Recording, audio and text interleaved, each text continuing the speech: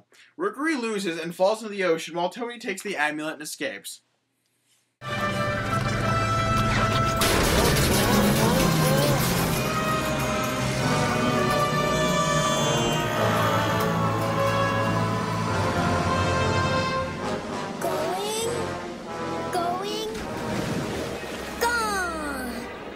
They then begin the ceremony, but Rookery, of course, is not dead, even though would have died, I don't know.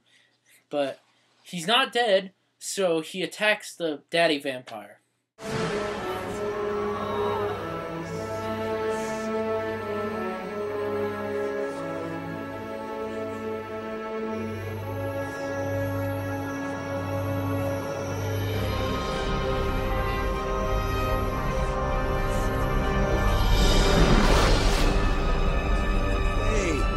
That's my blimp!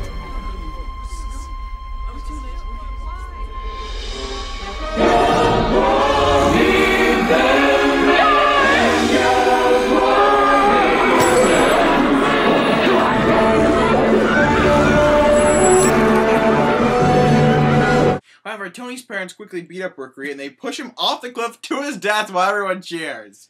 Kind of makes you forget that this is a kid's movie. Again. It really does.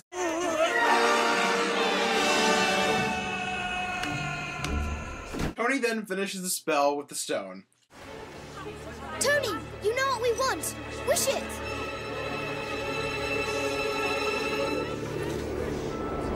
You have to wish it. Now!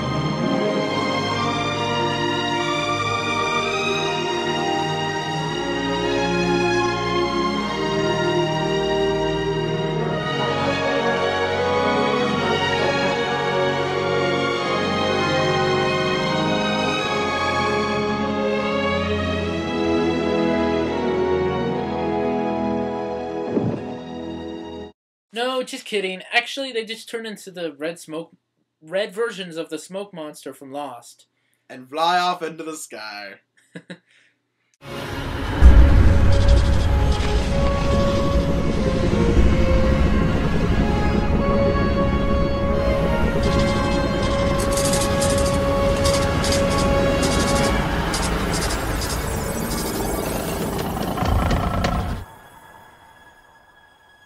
Tony then goes home sad, but the next day he sees Rudolph and Anna, who are now human.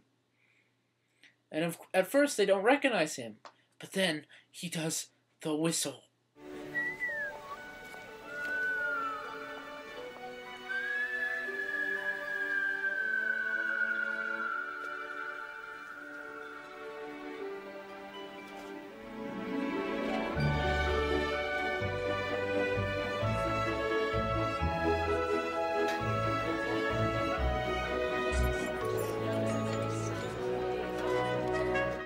He then sees the rest of the family, who have all become mortal, aka without their vampire makeup.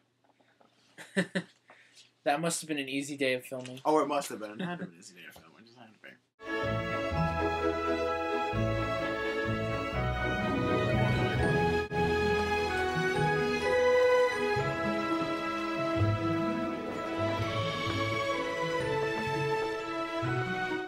Yeah. And that was The Littlest Vampire. So, Kevin, how did you think it was? Oh, bad. Just bad, I think. I think we gotta go with that. Yeah, I think so too. It's a weird combination. I think it's hard to combine vampires in a kid's movie, I think. Yeah, I mean, I like, think they it's hard try to do it, but then again, it's like... Yeah, I think it's tough.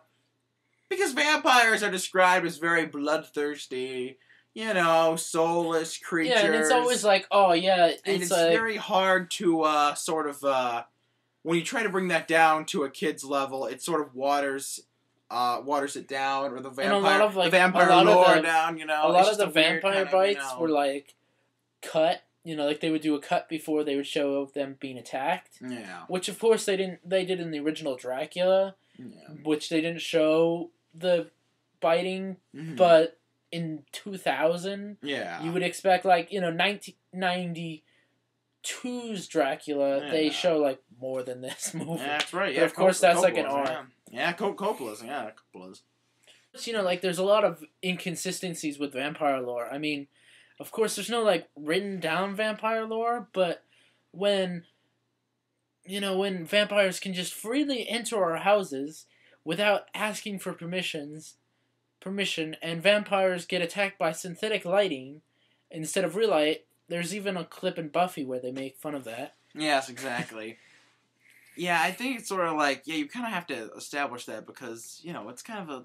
Well, it's just that it's been around. It's just been part of that rule's been around for a while. It's just some sort of weird to toss that rule out the window, I mean, it was popularized in Bram Stoker's Dracula, and now it's everybody's crazy about vampires, but a lot of the time it's sparkly vampires or sex magnet vampires. Exactly.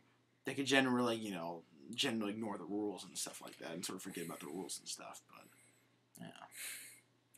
I mean, it's okay if you forget one or two rules, which I guess this movie is kind of good at, not forgetting a whole lot of rules, but at the same time, it's it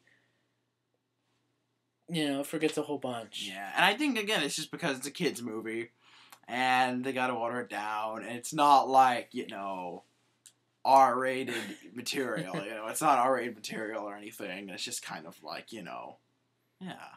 But of course, it's not as bad as Queen of the Damned. Yeah. Yeah. Actually, I've never even seen that one, so I'll just have to take your word for it, because I've actually never seen it. But I've heard it's bad, though. That's what I've heard. Unfortunately. And if you think this movie's bad, wait till you see next week's movie, the special Halloween episode.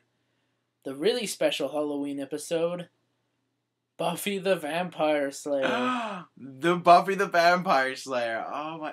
Buffy the Vampire Slayer. I mean, Buffy the Vampire Slayer. But not the series, though. Not the series. The horrible 1992 movie. Yes.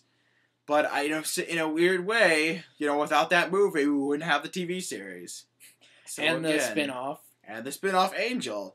So in a weird way, something good did come from that movie. Something good actually did come from that movie. So, I will say that. Without that bad movie being made, Buffy the series and Angel wouldn't have happened, which, of course, we are very huge fans of. So, that's... Considering I have all of the seasons of Angel. Yeah, and I have all the seasons of Buffy, so there you go. And, So, see you next week. See you next week. Out.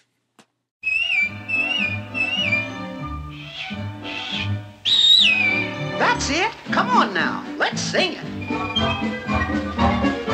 When you get in trouble and you don't know right from wrong, give a little whistle. Give a little whistle. When you meet temptation and the urge is very strong, give a little whistle. Give a little whistle. Not just a little squeeze. Pucker up and blow. And of course, then Tony gets a distressed cone call. A distressed cone call. That's one for the bloopers.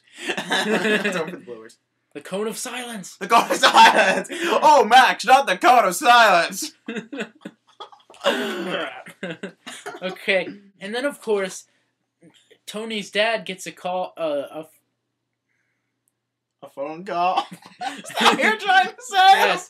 And then of course, Tony's dad gets a phone call from Sandra Bullock.